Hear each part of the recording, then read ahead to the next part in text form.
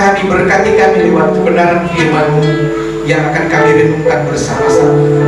Biarlah kasih dan anugerah dan kuasa Roh yang kudus akan memberkati setiap kami dalam persekutuan bersama-sama di dalam firman-Mu ya Tuhan. Di dalam nama Bapa, Anak dan Roh Kudus, Allah kami yang hidup, kami berdoa dan bersyukur kepada-Mu. Haleluya, sama-sama katakan amin. Silakan. Terima kasih banyak, puji Tuhan, kita ada di akhir minggu di bulan Februari ini, dan saya percaya semua kita diberkati oleh Tuhan, ya, dengan kekuatan dan kesehatan yang Tuhan berikan, sehingga kita bisa bekerja, kita bisa menikmati hidup ini. Nah saudara, ada satu quote yang berbunyi begini: jangan sampai kamu tua, kamu tidak berbuat apa-apa. Artinya jangan sampai kamu tua, kamu tidak melakukan sesuatu yang bernilai kekal. Oleh karena itu saudaraku yang dikasihi oleh Tuhan, nah pada kesempatan ini saya mengajak kita untuk melihat bagian firman Tuhan yang terdapat di dalam 2 Petrus 2 ayat yang pertama sampai dengan ayat yang kelima. Ayat ini yang akan kita renungkan bersama-sama pada malam hari ini. Nah saudara-saudaraku yang dikasihi oleh Tuhan, secara sinodal gereja Bethel Indonesia, ya, itu ada tema secara sinodal, namanya, judulnya ada There is Building Godly Character. Mudah-mudahan cocok bahasa Inggrisnya. Ya, kebetulan di sini guru bahasa Inggrisnya tidak datang, udah pulang kampung. Tapi ada orang juga ternyata di sini yang bolak-balik Singapura, pasti sedikit bisa koreksi. Ya, jadi tahun ini adalah tahun dimana kita mau membangun karakter kita, karakter yang seperti Kristus. Ini yang menjadi tema yang saya coba merenungkan hampir sebulan ini, adalah tema yang berat, ya. Tapi ini yang diberikan oleh Allah kepada gereja Bethel Indonesia. Dan pada minggu ini salah satu tema yang diangkat adalah hidup saleh. 2 Petrus 2 ayat 1 sampai dengan yang kelima. Udah dapat? 2 Petrus 2 ayat 1 sampai dengan yang kelima. Bunyinya demikian: sebagaimana nabi-nabi palsu dahulu tampil di tengah-tengah umat Allah, demikian pula di antara kamu ada guru-guru palsu. Mereka akan memasukkan pengajaran-pengajaran sesat yang membinasakan, bahkan mereka akan menyangkal penguasa yang telah menebus mereka, dan dengan jalan demikian segera mendatangkan kebinasaan atas diri mereka. Banyak orang akan mengikuti cara hidup mereka yang dikuasai hawa nafsu, dan karena mereka jalan kebenaran akan dihujat. Ayat yang ketiga, dan karena serakannya guru-guru palsu itu akan berusaha mencari untung dari kamu dengan cerita-cerita isapan jempol mereka. Tetapi untuk perbuatan mereka itu hukuman telah lama tersedia, dan kebinasaan tidak akan tertunda. Sebab jika Allah tidak menyayangkan malaikat-malaikat yang berbuat dosa, tetapi melemparkan mereka ke dalam neraka, dan dengan demikian menyerahkan ke dalam gua-gua yang gelap untuk menyimpan mereka sampai hari penghakiman. Dan jikalau Allah tidak menyayangkan dunia purba, tetapi hanya menyelamatkan Nuh, pemberita kebenaran itu, dengan 7 orang lain ketika ia mendatangkan air bah atas dunia orang-orang fasik. Nah, saudara-saudaraku yang dikasihi oleh Tuhan, ya, 2 Petrus 2 ayat 1 sampai dengan yang kelima, ya.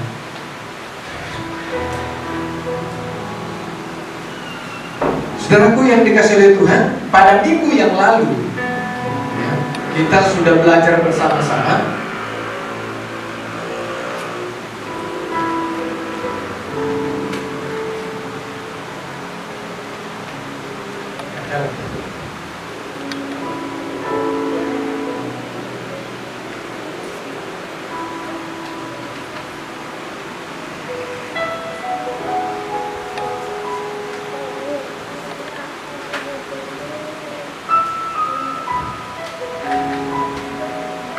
Oke, Pak Muhammad ya. Ya, lanjut. Ya, pada minggu yang lalu sudah kita pelajari bersama-sama bagaimana menggunakan waktu dengan baik. Dan Pak Andi sudah menjelaskan sedemikian rupa, ketika kita menggunakan waktu Kronos dan Kairos, maka kita akan berada pada waktu yang kekal, aion itu.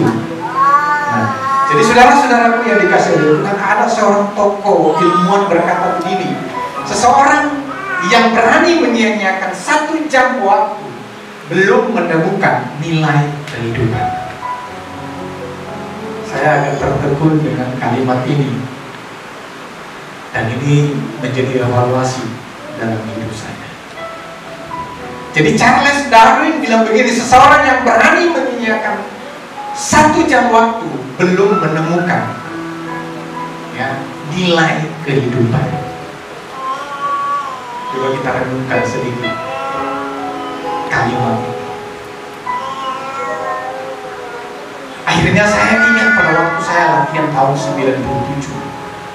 1 tahun saya training, dan hari Senin itu doa sampai jam 12, istirahat mempersiapkan diri, baru kemudian sampai akhirnya jam 10 malam atau jam 9 malam itu ada cek semua persiapan karena harus tampil di kelas ya. Tidak boleh ada titik koma yang lewat ya. Jam 10 malam baru tidur, baru kemudian hari Selasa sudah ada jadwal. Sampai saya pernah dengar begini sama pelatih saya, kamu jangan pulang kalau kamu belum menginjili orang. Saya pelayanan pada waktu itu di kampus UI Universitas Indonesia. Jadi dari Jatinegara harus naik kereta api. Jadi harus pulang jam 10 malam, kadang jam 11 malam. Nah, kalau tidak ada orang yang saya injili, maka saya nggak boleh pulang.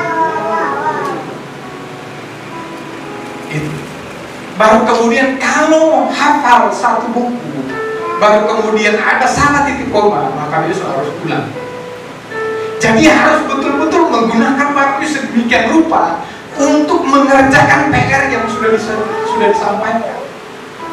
Saya ingat pada waktu itu, dan akhirnya saya mulai mencoba melihat waktu yang saya coba gunakan. Ini menjadi evaluasi.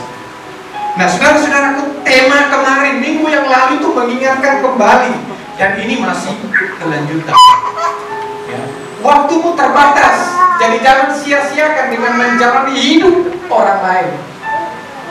Dengan hidup orang lain, kan kita begini. Ini saudara mungkin kenal ya, pernah jumpa mungkin dengan Steve Jobs.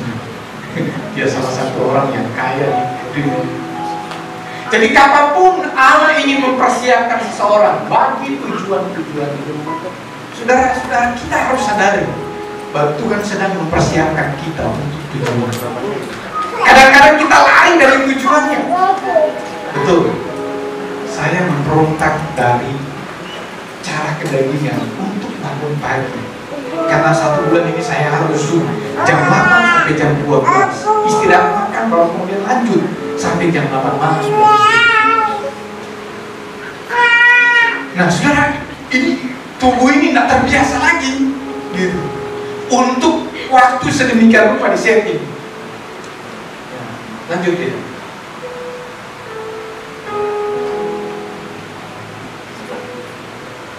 Oke, kita akan lihat. Jadi saya hanya mereview apa yang sudah disampaikan oleh Pak Andi, supaya biasanya itu agak lupa-lupa ingat.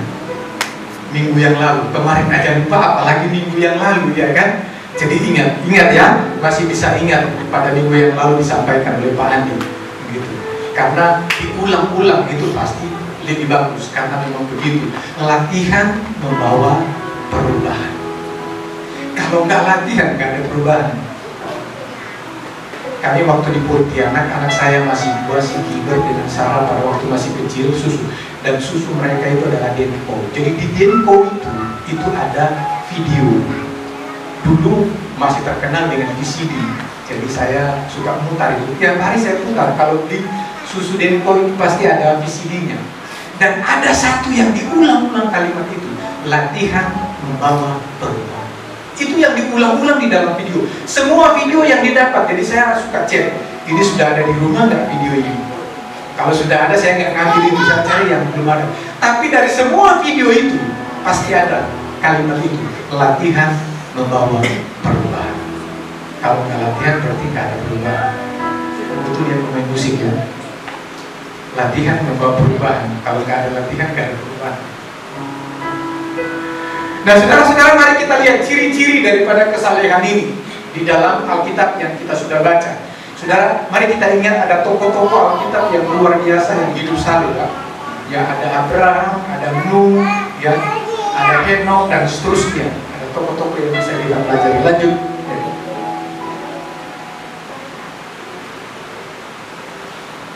Ya. Di dalam bahasa Indonesia, di dalam kamus bahasa Indonesia, pengertian daripada saleh ini, kalau karena ini kamus di Indonesia ada ditulis juga soleh, ya. Nih artinya taat dan sungguh-sungguh menjalankan ibadah, itu yang pertama. Yang kedua adalah suci dan beriman. Ketika saya membaca pengertian ini, saya kayaknya belum sampai di situ. Untuk 60%, 50%, 20%, 10%.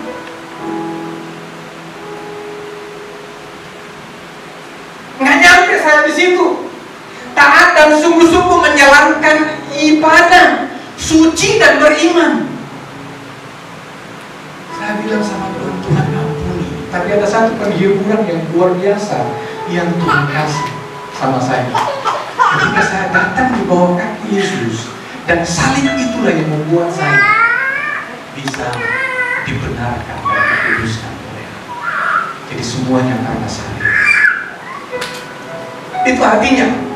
Nah, yang pertama yang akan kita bahas ada 3 poin. Takut, hidup takut akan Tuhan. Ayat yang pertama itu.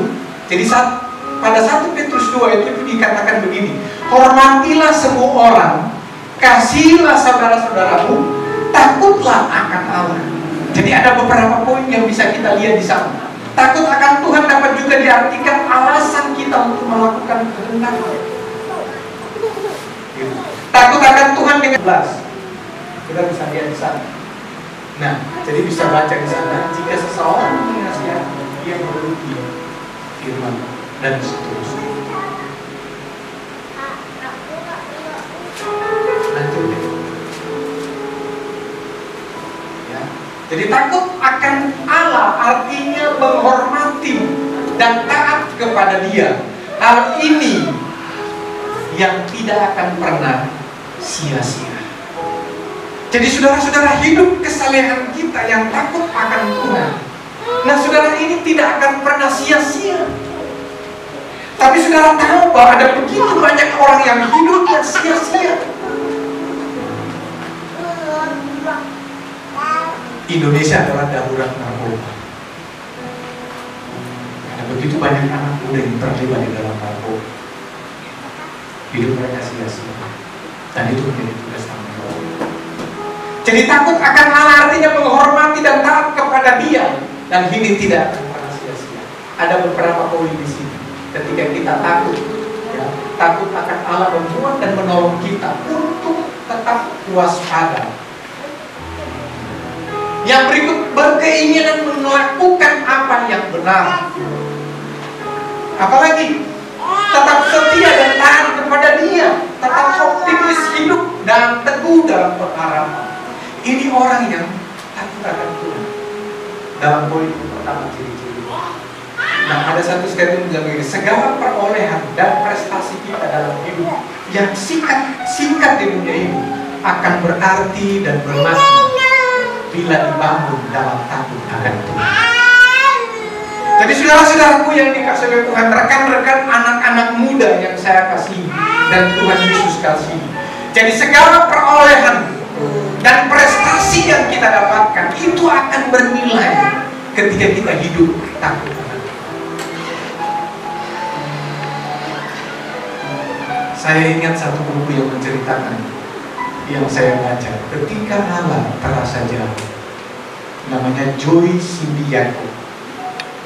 Dia mengalami penganiayaan, pelecehan yang luar biasa ketika dia umur masih kecil. Dan yang lebih tragis lagi saudara, penganiayaan itu dilakukan oleh orang yang paling dekat dengan dia. Dan ketika dia dewasa, dia memberontak sama Tuhan, Tuhan namaku bukan Joy. Dan dia bilang begini sama mamanya, "Ma, kenapa memberikan nama saya Joy?" Saudara tahu Joy? Bukan Kinder Joy. Joy itu sukacita. Tapi selama hidup saya tidak pernah bersukacita. Saya mengalami penganiayaan yang luar biasa. Saya mengalami pelecehan seksual yang luar biasa oleh orang yang paling dekat. Mama salah memberikan nama sama saya. Dan Tuhan, kenapa saya ada dalam dunia ini dengan nama Joy?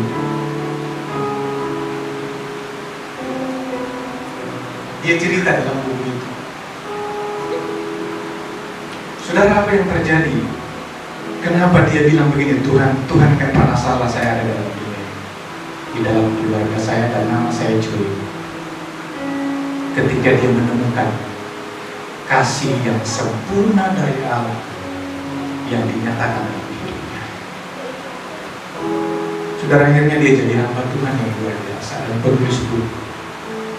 Saudara, yang dikasih oleh Tuhan, prestasi, ya, segala sesuatu yang kita dapatkan itu tidak akan ada artinya dan bermakna ketika kita tidak bangun hidup kita di dalam takut akan Tuhan. Itu salah satu ciri yang menjadi poin ketika hidup saleh. Ya, lanjut deh. Di dalam Khotbah 12 ayat 13, seperti Pak Andi sudah katakan yang lalu, ya, ini orang yang menulisnya orang ini. Akhir kata dari segala yang didengar ialah takutlah akan Allah dan berpeganglah pada perintah-perintahnya, karena ini adalah kewajiban setiap orang. Nah, di dalam Mazmur 31 juga ayat 20 bilang begini, alangkah limpahnya kebaikanmu, ya, yang telah kau simpan bagi orang yang takut akan Engkau, yang telah kau lakukan bagi orang yang berlindung kepadamu di hadapan manusia. Saudaraku yang dikasih oleh Tuhan, inilah yang disampaikan oleh pemazmur. Bukan berarti pemazmur tidak pernah mengalami yang namanya penderitaan. Takut akan Tuhan adalah ketetapan hati dan pikiran orang yang percaya, yang tidak mau mengecewakan Tuhan. Oke, ada kata-kata berkat di sini yang disediakan oleh Tuhan ketika kita takut akan Tuhan. Nanti saudara baca. Hidup kita akan menjadi berkat dan memberkati orang lain. Artinya kita tidak sia-sia, ya. Untuk itulah kita ada. Biarlah itu menjadi tujuan hidup. Mari berjuang yang percaya. Jadi untuk berjuang takut akan Tuhan, itu satu perjuangan yang tidak mudah.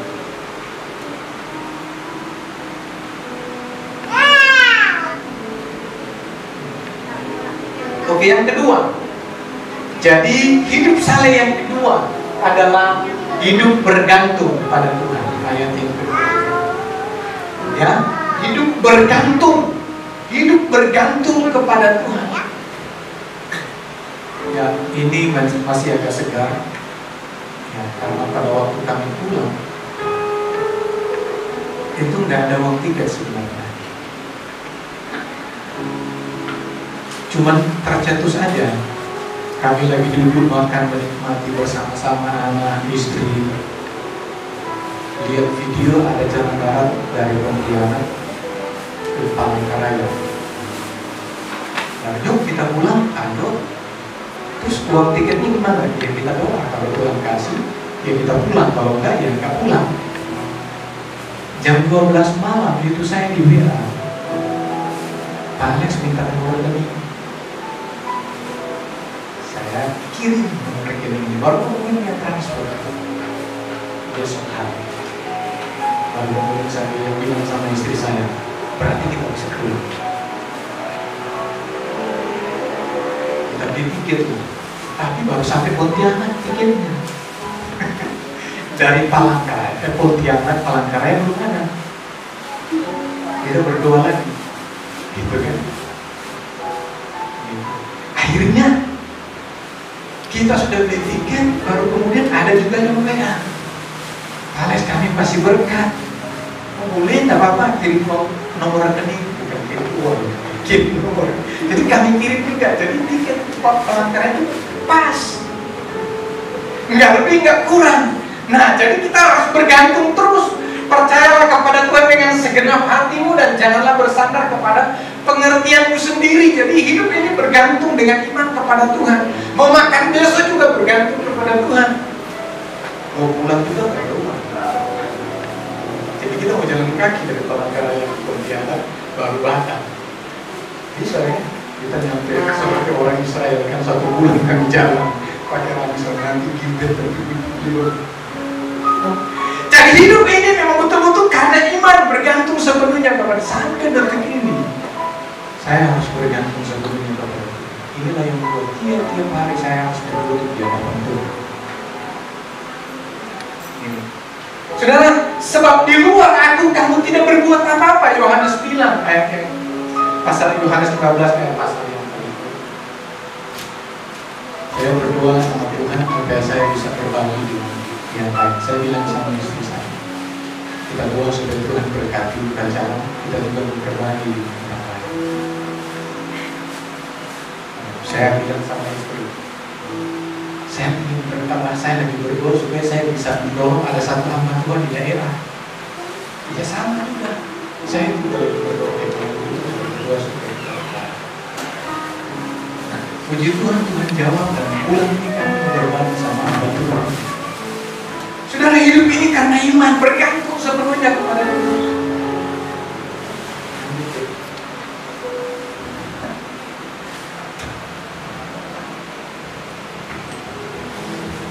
Jadi Musa juga seperti itu kan.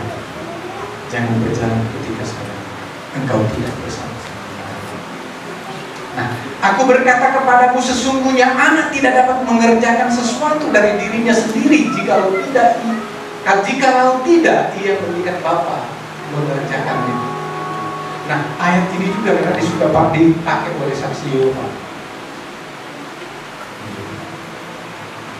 untuk menyerang orang Kristen. Tapi itu nanti lain ceritanya. Kita baca ya. Oke. Nah, penulis Amsal berkata bahwa berkat Tuhan akan dinikmati orang yang bergantung pada Tuhan. Berkat-berkatnya adalah sebagai berikut. Saudara, saya bersyukur kami pulang menyelesaikan banyak sekali hal di keluarga besar di Palangkaraya. Jadi kami menyelesaikan banyak. Dan saya bersyukur ada kakak ipar sudah komitmen 2 tahun ini dia akan pensiun dan dia mau melayani bersama. Dan dia bilang, kalau Alex mau pulang buka cabang gereja, kami siap jadi tim. Jadi semua keluarga mendukung dan mereka jadi tim untuk melayani. Ya, berkat itu. Baru kemudian saya simpulkan seperti ini. Ketika kita berjalan dengan kekuatan sendiri, maka kita sedang memberontak kepada Tuhan. Jadi ini saya dapat ini. Jadi ketika kita berjalan dengan kekuatan sendiri, bangun pagi ini tidak berdoa dan baca firman, maka kita sedang memberontak Tuhan. Hiduplah bergantung kepada Tuhan. Yang ketiga, hidup taat kepada Tuhan. Nah, ini cerita yang menarik di dalam Samuel pasal 1 Samuel. Bagaimana Raja Saul tidak mentaati yang sudah ditetapkan oleh Allah. Ya. Karena Samuel lama datang. Sementara orang-orang yang ada di sekitar mau menyerang dia dan rakyatnya. Harus ada korban persembahan yang harus disampaikan. Dan akhirnya dia dimarahi oleh Samuel. Nah, jadi di sini kerendahan hati tidak berlangsung lama. Segera saja dia menjadi sombong dan karena takut kepada rakyat dia pun terburu-buru mengambil tindakan, bukannya tunduk kepada pimpinan Tuhan. Kadang-kadang kita juga mengalami seperti ini. Waduh, ini Tuhan sudah tanggal besok. Gimana ceritanya? Ya harus akhirnya melakukan yang sama. Jadi ketaatan adalah melakukan apa yang Allah perintahkan kepada kita melalui firman-Nya. Tidaklah penting apa yang kita lakukan atau apa maksud di balik itu. Yang penting adalah apakah tindakan itu dilakukan berdasarkan ketaatan kita kepada Allah. Taat saja. Jadi ada satu statement yang begini: mereka yang selalu berlutut menghadap Tuhan akan selalu berdiri, akan selalu bisa berdiri menghadap siapa. Mulailah berlutut menghadap Tuhan, sehingga kita bisa berdiri tegak untuk menghadapi semua tantangan. Saya tutup dengan Amsal 3:5. Percayalah kepada Tuhan dengan segenap hati, dan janganlah bersandar kepada pengertian. Kiranya Tuhan Yesus memberkati. Dan saya menyimpulkan dari bagian ini, kita tidak akan bisa menjadi orang hidup yang saleh kalau kita belum mengalami perjumpaan khusus dengan Tuhan.